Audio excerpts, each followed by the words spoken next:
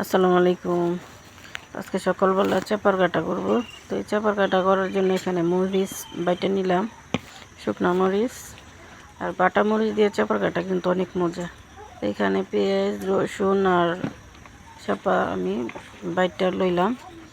এখানে অল্প একটু হলুদের গুঁড়ো, একটু লবণ, ব্যাস এতটুকু এখানে তো কড়াই বসে তেলটা দিয়ে গরম হয়ে আসার পর তারপর আমি পেঁয়াজ রসুনটা আগে দিয়ে দিলাম, তারপর মরিচটা দিব। এই যে দেখেন মরিচটা বাইটে রাখছিলাম, তো এখন মরিচটা দিয়ে দিব। তো এই চাপার কাটা হাতে বাটা চাপার কাটা করলে মরিচ বাইটা এই চাপার কাটার মজাই আলাদা। তো কেউ কেউ মরিচের গুঁড়া দিয়ে করেন, তো মরিচের গুঁড়া দিয়ে চাপার কাটা কিন্তু মজা না।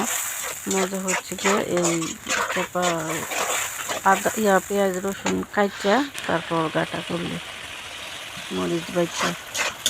তো যে দেখেন কি সুন্দর কালার হয়েছে। তো আমরা বাঙালিরা সবাই বলে এটা মাছে ভাতে বাঙালি।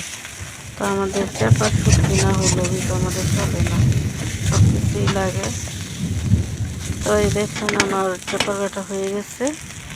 তো দেখেন কালারটা কত সুন্দর আসছে, আর পেঁয়াজ রসুনটা কিন্তু আস্তে আস্তেই রয়ে গেছে। তো ধন্যবাদ সবাই যারা যারা পছন্দ করেন চাপার কাটা কীভাবে বানিয়ে খাইয়ে, আর আমার ফেসবুক পেজটা ফলো দিয়ে রাখবেন। ধন্যবাদ।